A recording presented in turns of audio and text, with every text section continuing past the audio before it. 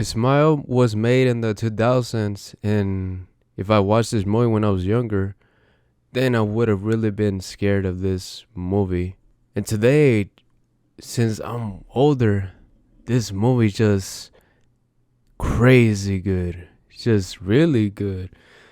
I wasn't expecting this movie to be that great. I saw the trailer and it looked promising. Once I saw the first minute or two of this movie, it just got my attention just like that. You were already part of this world and you just wanted to know what was going to happen next. The thing about this movie that makes it so scary is the sound effects they use on this movie. The music, there's like some parts it hints you that there's going to be like a pop up coming up, but then like the music plays out of nowhere, and they use like these type of sound effects to make the movie even more creepier once the horror part shows up. This is what makes the movie work very well. Not only that, but also the protagonist, you want her to survive, and throughout the movie you care that if she lives or not.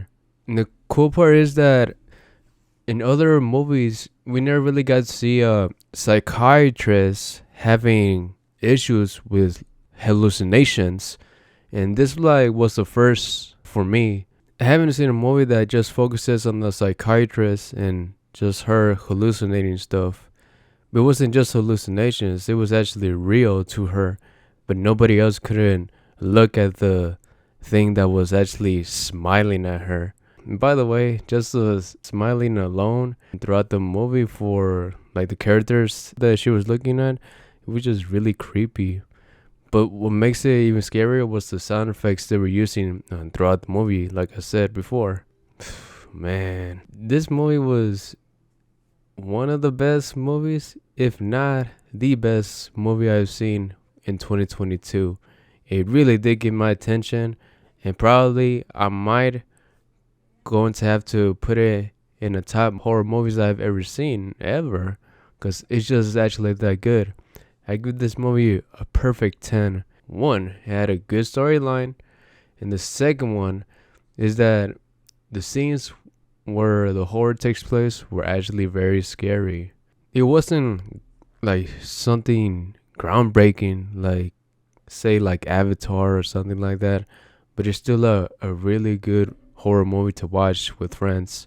I do recommend it to watch it with somebody. Do not watch it alone. It's that scary. So do not watch it alone. It's a really good one, but do not watch it alone. It actually took me at least 2 days to actually get over the movie, because like I was having trouble trying to fall asleep because I was just thinking about the monster that came out at the ending of the movie, and also just the lady that committed suicide in the beginning. Oof, man, it's just really creepy with that creepy smile and stuff. But overall, it's a really good movie. And you know the actress, she kind of reminded me of somebody. I just didn't know who it was at first. And then my brother, he mentioned that he also knew that the lady looked familiar to him as well. And then he mentioned he looked like the lady from Freedom Riders. And that's when I remember that yes, it does look like her in a way. But no, it's not. It's not the same actress. Her name is Sosie Bacon. And I had no idea that that was Kevin Bacon's daughter. So like it was pretty cool to see her in the movies. I've seen a couple of Kevin Bacon's movies, but this was cool for his daughter, Sosie Bacon, to be the lead in this very movie, because I enjoyed this movie so much, and I think she did her role very well. And not also that, there's also the ex-boyfriend for the protagonist that Sosie Bacon was playing. I know the actor as well. I recognize him from Smallville. He used to come out as the Flash, and also he came out on A Nightmare on Elm Street and other horror movies that he has come out as well. So it was cool to see him too. Just trying to solve the mystery of how to get rid of the creature. It was entertaining and scary at the same time. I think scariest part, I gotta say. It probably just might be the party scene, and when the little kid he opened the box and there was just her dead cat in there, and then she started hallucinating and saw a scary lady again with a creepy smile. I think that was the best part. And I also like the part when she was trying to go to sleep and then she saw the face again. She was just standing right there at the doorway, and then she just turned around so she won't look at her. Now that right there, it was creepy. You know that part where when she went to go visit her sister, she went back to her car and she got to see her sister once again when she knocked on her car window. And then out of nowhere, her head just turned. I wish they saved that part for the movie and not have shown it in the trailer. It was a scene that should have been just kept on the movie and not on the trailer, because people would be so surprised. Ooh, man, that would have been so insane. But yes, man, this is a really good movie. Again, I recommend it not to watch it alone.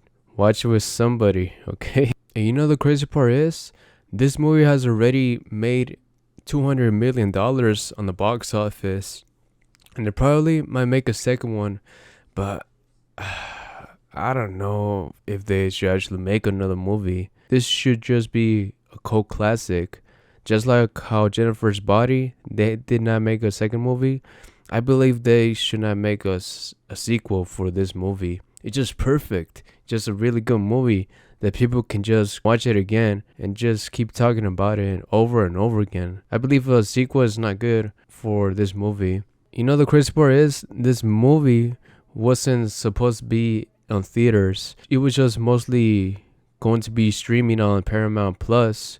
But since it got positive screenings from people, then it actually had a theater release.